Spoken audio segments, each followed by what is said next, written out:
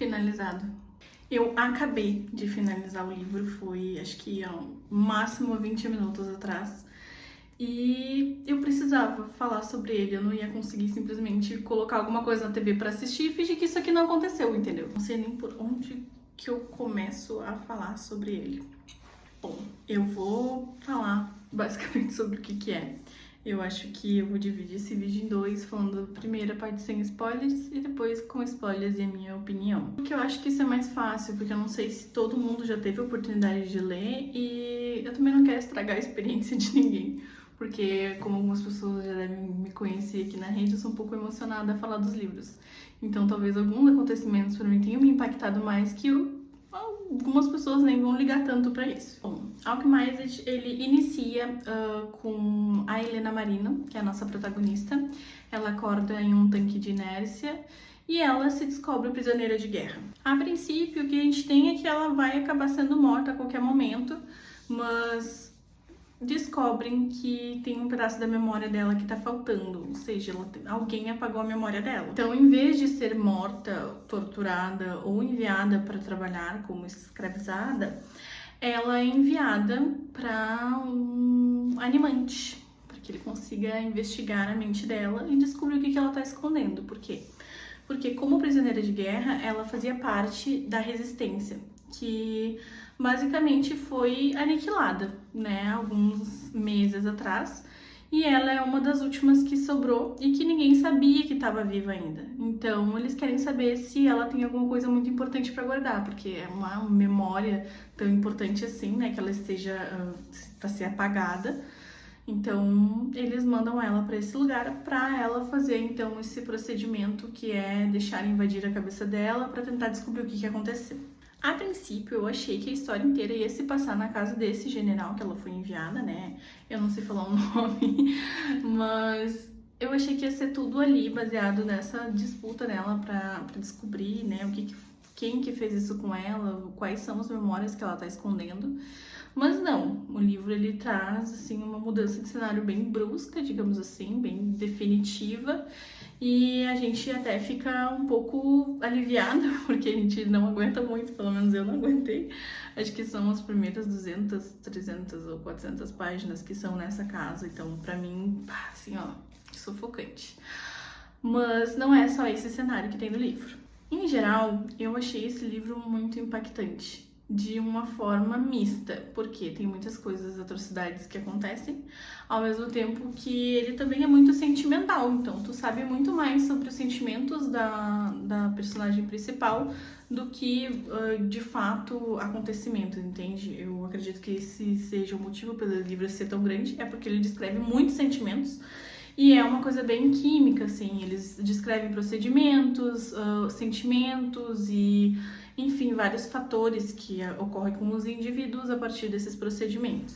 É um livro complexo para quem não tem paciência, tá? Então, se tu não tem muita paciência, se tem muita lore, né, que nem dizem, muita coisinha para saber do mundo, já não indico esse livro, porque é realmente para quem tem interesse em desvendar mistérios de um mundo fantástico.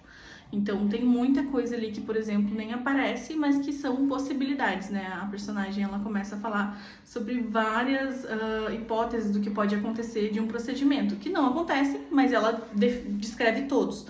Então, às vezes, tem 1 ou 2 páginas inteiras sobre coisas que nem aconteceram, mas poderiam acontecer. Pra quem gosta de guerra, gente, tem bastante disso nesse livro, tá? Não estou dizendo batalhas, estou dizendo guerra. Então, é mais a parte política da coisa. Então, tu vai ver muito sobre espionagem, sobre estratégia, muito sobre procedimentos químicos e de magia. Então, não digo magia tipo brilhinhos, mas, enfim, poder da mente de movimentar objetos e elementos. Isso tem muito nesse livro. E pra quem gosta de sofrimento, tem muito sofrimento também. Então, assim, se tu é uma pessoa mais sensível, já não considere ler este livro, porque se tu é sensível, esse livro aqui vai te impactar demais. Eu sou sensível e até agora meu coração está acelerado. Então, isso aqui é basicamente Alchemized, tá? Então, a gente vai ter guerra, política, sofrimento E prepare-se, pessoal, porque não vou dizer a maioria do livro, mas metade do livro, pelo menos, é o pós-guerra. E todo mundo sabe, pelo menos quem estuda história, que o pós-guerra, ele é brutal. Ninguém sai são de uma guerra, ninguém. Agora a gente vai se preparar para chegar nas entranhas desse livro, que eu preciso muito falar. Gente, não tem como falar de Alchemized sem falar do que a gente sente lendo Alchemized. Ele não é um livro só de fantasia. Ele não é. Ele é fantasia sombria e ele mexe muito com a tua mente. Então é isso, tá? Se preparem. Não vou falar que eu ignorei o romance hipotético que aparece nesse livro. Eu não considero ele um romance romântico, tá? É um romance obsessivo. Então não espere um Bridgertons. Não espere um Bridgertons. Não espere também cenas detalhadas e muito escrachadas de hot. Isso eu amei nesse livro, muito obrigada.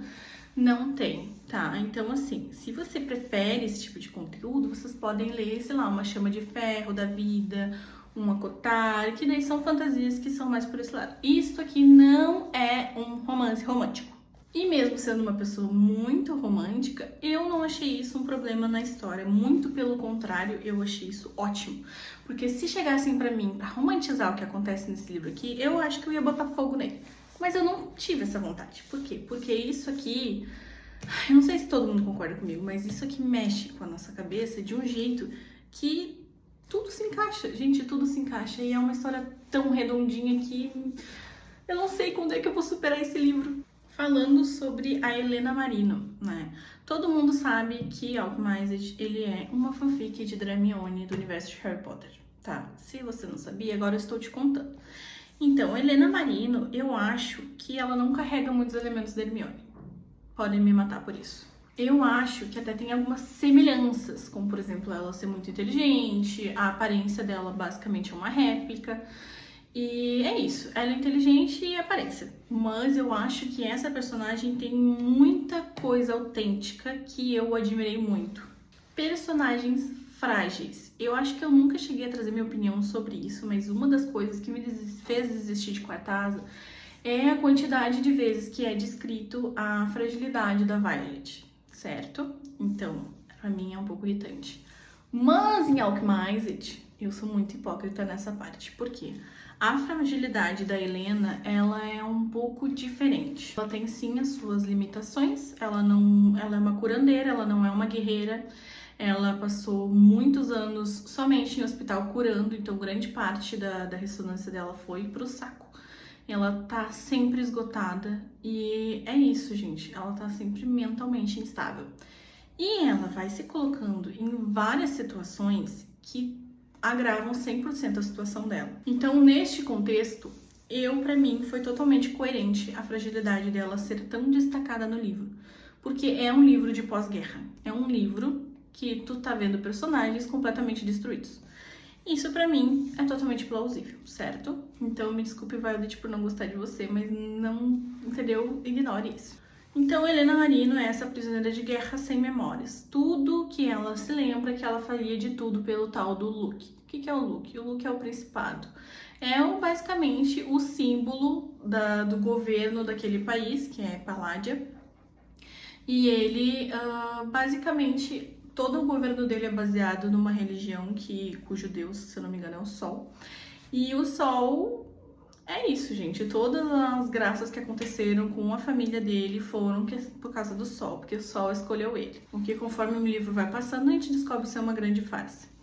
Então, assim, ela tem no início do livro, ela tem essa coisa de tipo, Luke pra cá, Luke pra lá. A gente até pensa que ela tem alguma coisa com o Luke, mas não, descartem o romance desses dois. Não é assim que funciona. Então, com essas poucas memórias que ela tem, o fato de ela acreditar que as memórias dela podem servir contra a resistência, né, do Luke, ela decide que ela vai morrer. Então a gente passa as primeiras páginas do livro completamente desesperados, porque a protagonista tenta a todo momento, qualquer possibilidade de se matar.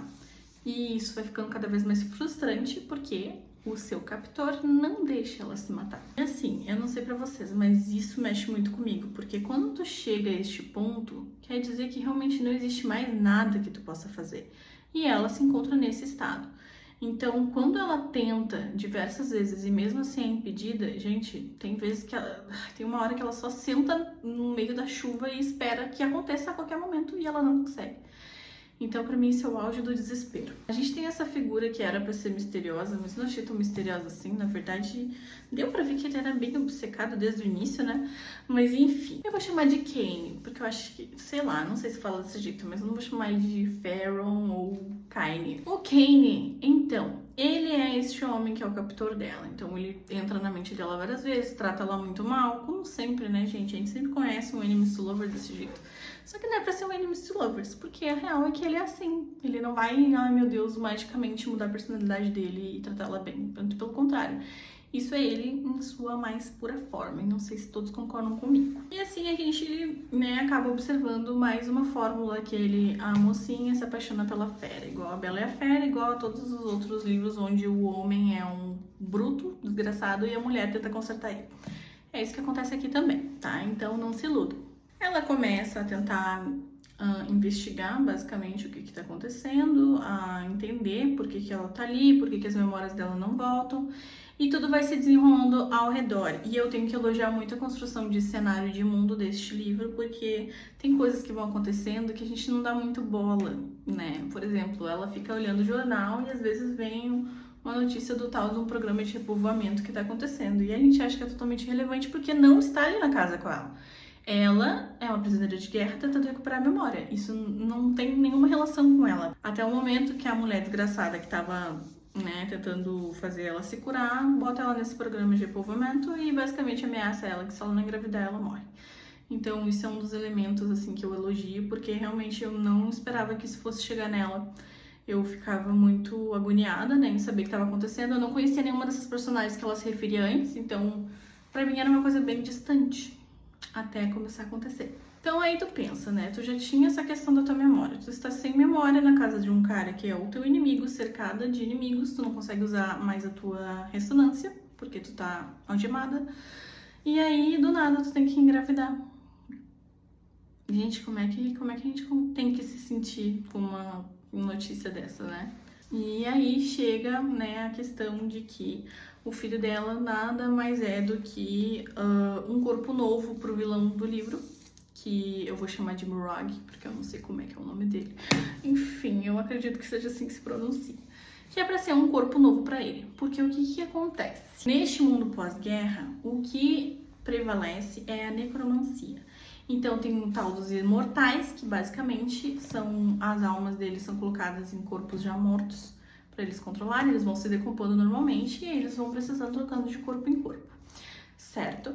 Só que o Murag, ele tá apodrecendo e tá morrendo. Uma coisa que é explicada pra nós é que se tu é um imortal, tu tem uma ressonância e, não sei, tu tem o poder de controlar o ferro. Se tu é colocado num corpo de alguém que controlava fogo, tu não consegue controlar ferro, tu controla fogo. E um dos poderes bem importantes do Murag é justamente a nimancia, que é o poder de controlar a mente e memória. Não sei muito bem o que faz, mas é da cabeça. Beleza. E a gente descobre que a Helena tem essa capacidade e que o nosso querido Kane também tem. Então, vocês já devem imaginar, liguem os pontos, né? Ele vai ter que engravidar ela. E aí fica todo mundo tipo, ai, é que nem aquele negócio do, ai, eles vão dividir o quarto, só tem uma cama. Não, gente, é horrível.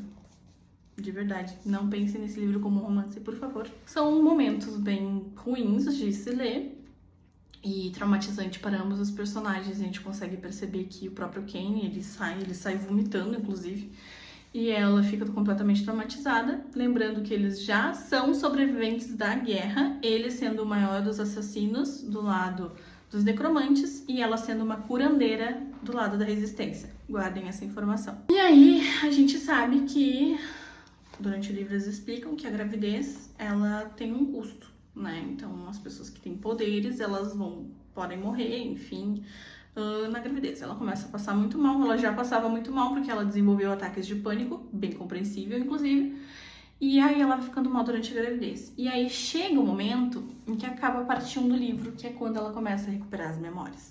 E aí eu vou ter que admitir pra vocês que eu fiquei muito entediada no início, porque eu odeio flashback, gente. Se tem uma coisa que eu não suporto é ler flashback. Mas a parte 2 do livro inteira é de flashback. E sem brincadeira, é a maior parte do livro. Então, é uma coisa que eu não gostei, mas chegou um ponto que eu simplesmente ignorei, que era um flashback, porque era como se fosse uma história nova dentro do livro. E por que eu digo que era uma história nova? Porque a Helena Marino, nessa parte 2, ela é totalmente diferente.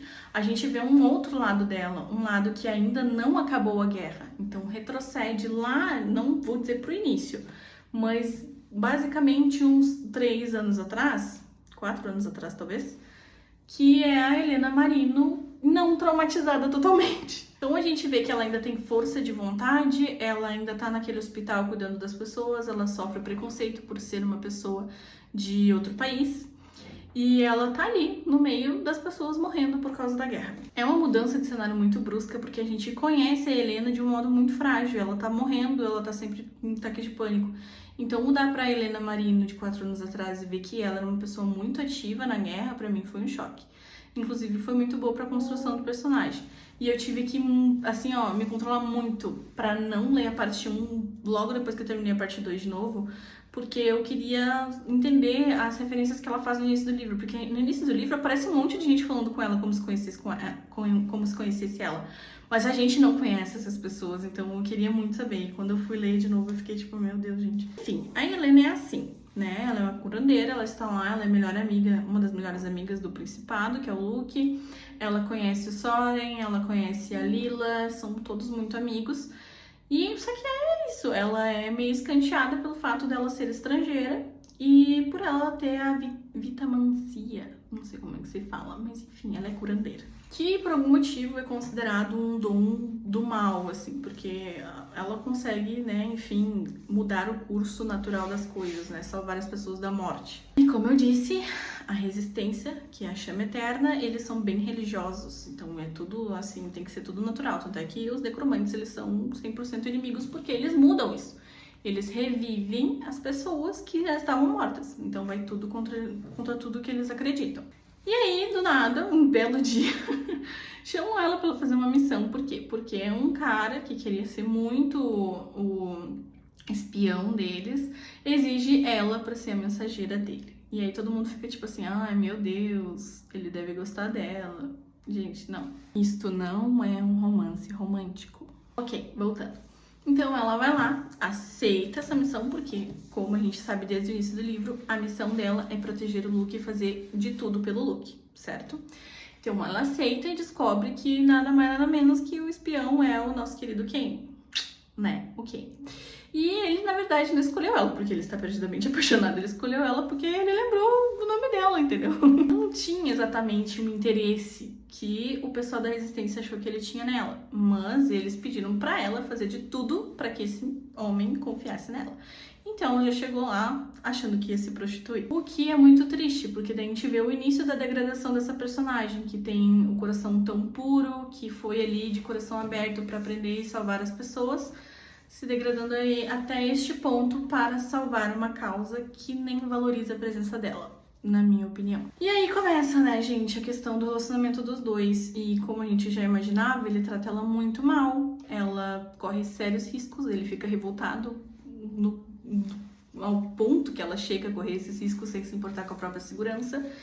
E aí ele decide que vai treinar ela. E daí a gente vê aquele mesmo caso do vilãozão treinando a mocinha pra se tornar forte. Tem momentos que a gente até pensa que vai surgir um super romance, mas não, gente. Até quando eles se beijam finalmente, logo depois corta todo barato com ele ofendendo ela de todas as formas possíveis. E aí chega a parte que eu acho que eu sou um pouco esquizofrênica.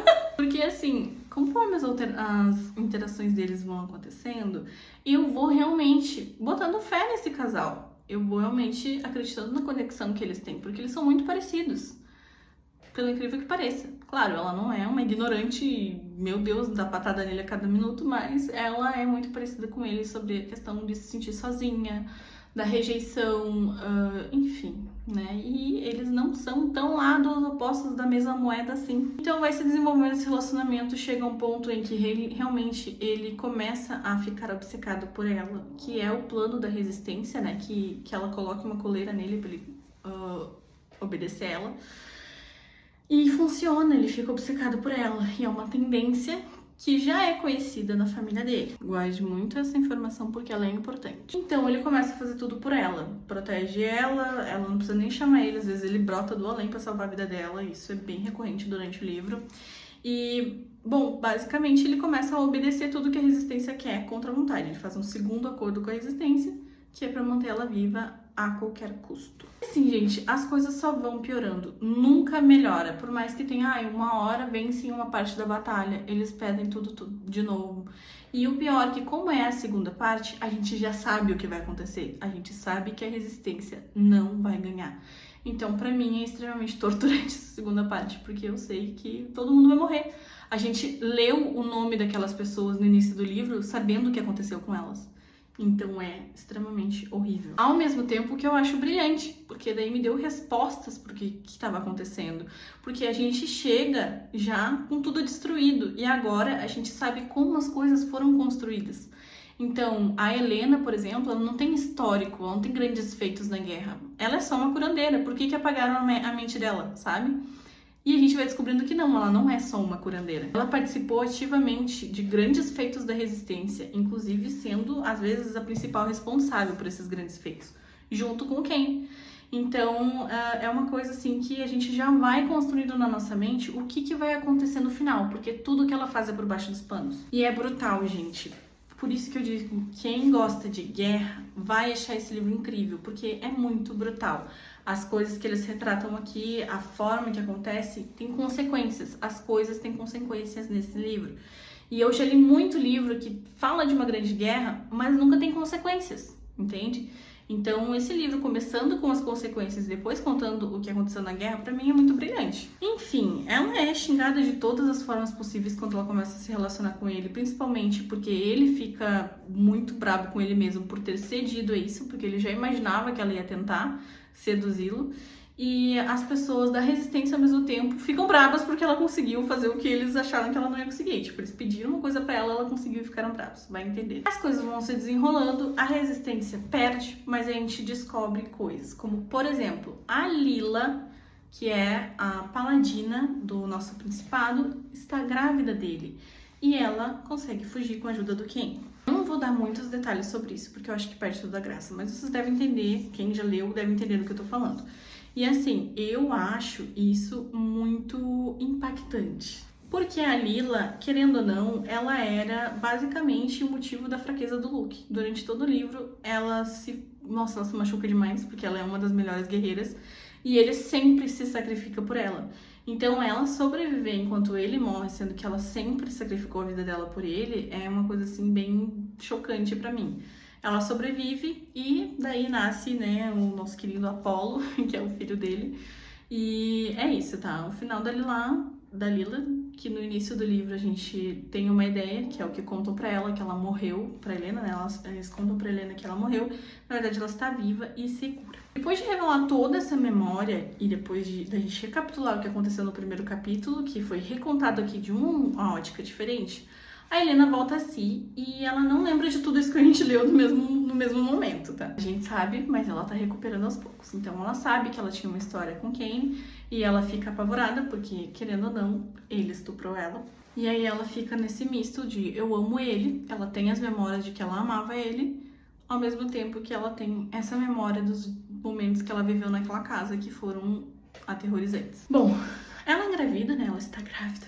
E ela vai cuidando dessa gravidez de uma forma muito apática, porque ela não consegue ter consciência de que ela tá grávida, né? Ela vai continuando vivendo a vida dela e tentando achar um jeito de escapar, de acabar com aquele sofrimento, e vai se tomar conta de que ela tá grávida mesmo, de que aquilo é real, muito tempo depois. E isso, Kane já tá azureta. Por quê? Porque como ele é obcecado por ela, tudo que ele se importa é que ela viva.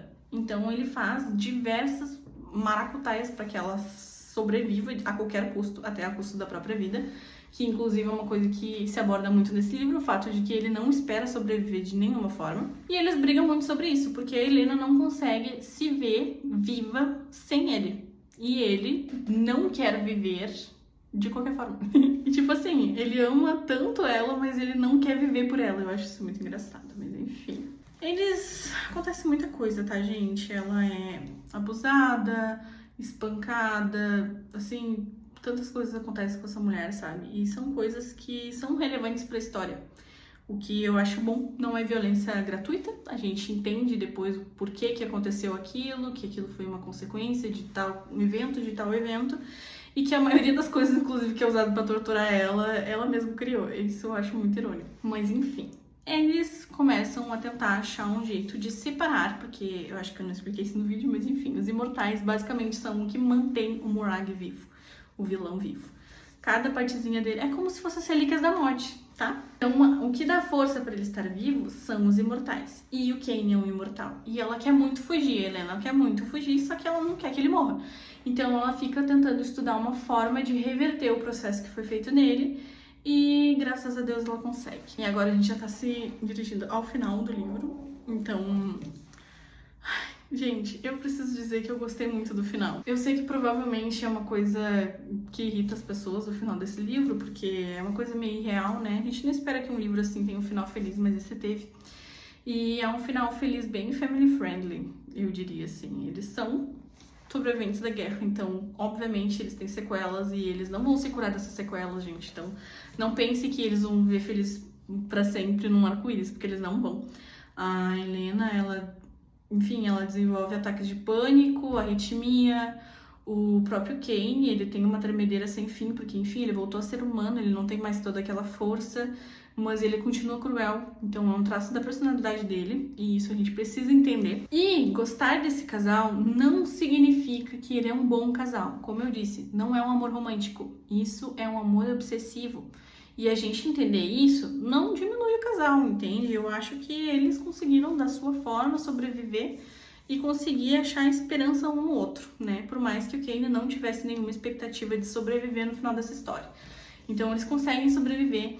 Inclusive, graças a Deus, a Quimera sobreviveu, porque eu gostei muito dela.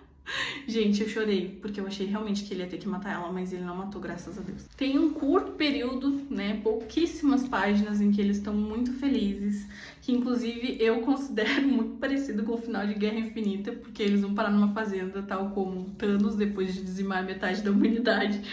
Então, eu acho muito fofinha essa parte, que é uma parte deles tentando se acostumar com um ambiente que não estão sendo caçados ou torturados a cada 2 segundos. A Lila com seu filho, a Helena, então, ela faz o parto da Enid, que é a filha deles. O Caine tem o seu momento de eu sou uma pessoa muito cruel, mas eu mereço ser feliz também. E ele até consegue se aproximar da própria filha, a gente achando que ele não ia conseguir. Eu sinceramente, eu não achei que ele fosse sobreviver até o final do livro, então eu fiquei bem impressionada que ele sobreviveu. E aí a gente tem esse final, com a Helena com a sua filha, a Lila com seu filho, os dois se tornam melhores amigos, as crianças, né? E a Lila volta para o continente depois de descobrir que a guerra, enfim, está acabando, né, com interferência de países que não fizeram merda nenhuma o livro inteiro, que me deixa puta. Ela começa a reconstruir daí, se eu não me engano, a Torre da Alquimia ela também constrói. Isso tudo aconteceu no final do livro e eu, sinceramente, eu fiquei até um pouco aliviada, porque eu fiquei surtando o livro inteiro pra no final ser uma calmaria dessa, sabe? Eu fiquei bem ok. E aí ela leva o filho dela pra lá. Não tem mais essa história de principado, graças a Deus, porque era um fiasco. E o filho dela vai conseguir estudar normalmente. Ela, depois de um tempo, a Enid começa a questionar os pais dela sobre a guerra e eles não aguentam, porque realmente, gente, é um trauma. O livro inteiro foi um trauma e eu entendo completamente, porque foi um trauma pra mim também. E aí, questionando essas coisas, ela, enfim, vai descobrindo, né? A gente lê as últimas páginas que são do prólogo, a Enid voltando para estudar na Torre de Alquimia, e ela encontra um livro sobre a guerra. E aí ela vai lá e procura o pai, enfim, lê todas as coisas horríveis que o Caine fez, mas que não são verdade, né? Ele fez, mas não é aquela justificativa que tá no livro. E ela fica muito revoltada, ela chega a falar com o Apolo, tipo assim, é um fiasco, né, é horrível que as pessoas não conheçam a história de verdade dos meus pais. O que pra mim eu achei muito triste também, né, porque, poxa, eles sofreram tanto pra serem lembrados como um assassino e a curandeira que não tem importância nenhuma, mas na verdade foram eles que fizeram tudo aquilo se resolver. Porque a guerra só acabou quando pensaram que o Caine tava morto, né, então... Enfim, daí fica esse final da Enid indo estudar. Ela meio que deu a entender que tem um romance com o filho da Lila, que é o Apolo. E é isso. Esse é o final do livro. Minhas considerações sobre esse livro é que eu simplesmente não achei que ele fosse me impactar tanto. Eu tenho um certo preconceito com livros que estão muito hypados na internet, porque geralmente é mais do mesmo, é mais um monte de vilão sem graça, que na verdade não é vilão e que, enfim, come a mocinha de todas as formas possíveis e que não tem profundidade. Mas esse livro, ele abriu um buraco na minha cabeça, no meu coração. Eu sinto que eu estou vazia. Eu não sei se eu vou começar outro livro tão cedo. Eu acho que eu vou tirar umas férias sabáticas para tentar me recuperar, mas eu achei, assim, muito importante vir falar assim que eu terminasse esse livro, porque eu simplesmente, como eu disse, eu não ia conseguir assistir alguma coisa na TV e fingir que eu não acabei de ler uma das melhores histórias que eu já li na minha vida. E assim, eu separo a fantasia em alguns subgêneros. Tem a fantasia fantástica, que é aquele mundo com fadas, dragões, que tem muitos elementos, assim, de fantasia mesmo. Eu separo também a fantasia romântica, que, como eu disse, é um Acotar da Vida, é um Quarta Asa, são livros assim que tratam de fantasia, mas com foco no romance, né, e romantizam muito. E tem as fantasias sombrias, como essa aqui, que acabou com a minha vida. Eu não sei o que eu vou fazer, eu não sei se outro livro vai fazer tão mal. Eu acho que esse livro me fez mal, na verdade. Eu não sei se eu vou conseguir superar ele tão cedo, acho que eu vou entrar numa ressaca. Eu não sei o que pensar, gente, porque assim, tudo que passa na minha cabeça são todas as coisas que aconteceram aqui e que, gente, é um livro incrível, incrível. Eu não tenho nem o que falar mais pra vocês, é simplesmente incrível. Estou completamente arruinada, minha cabeça não funciona. E eu li depois, o finalzinho, né, a orelha do final, eu li que isso aqui é a primeira obra dessa mulher. A primeira obra dela, ela fez isso comigo. Imagina quando essa mulher escrever mais. E eu juro que eu tenho uma vida normal, sabe? Eu trabalho 8 horas por dia, eu pego o ônibus, eu tenho família, eu tenho amigos, eu interajo com eles, eu tenho 3 gatos, entende? Eu tenho vida. E eu sei que eu acabei muito rápido, eu acabei em 4 dias esse livro, mas é que quando a história é boa, eu não consigo simplesmente pensar, eu continuo amanhã. Gente, não é assim. Tem livros de 150 páginas que eu li em 3 semanas. E esse livro tem quase 1000, eu li em 4 dias, porque eu não conseguia parar de pensar. Eu precisava descobrir o que estava acontecendo. Eu precisava de um final para esse tormento. E é isso, pessoal. Então, se vocês assistiram até aqui, sem nunca ter lido o livro, e escutaram todos os spoilers que eu dei, eu indico que leia mesmo assim, porque meu relato não chega nem perto do que essa história é.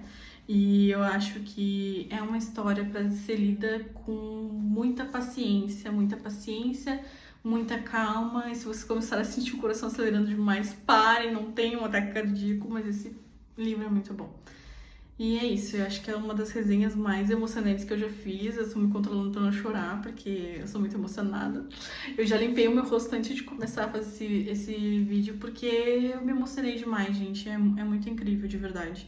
E, querendo ou não, né, o final eu achei o mais realista possível. Por mais que seja um final mais o Thanos indo pra fazenda, a gente sabe que existem várias óticas sobre o mesmo acontecimento. E o fato de apagarem a Helena e transformarem ela num coadjuvante da história da guerra num livro que vai ser lido por várias e várias gerações é uma coisa que acontece, né? Sempre aconteceu. E é essa história da Helena.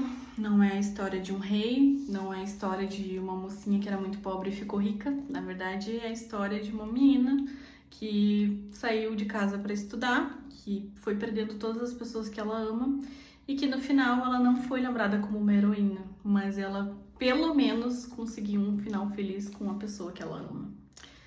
E pra mim é o bastante.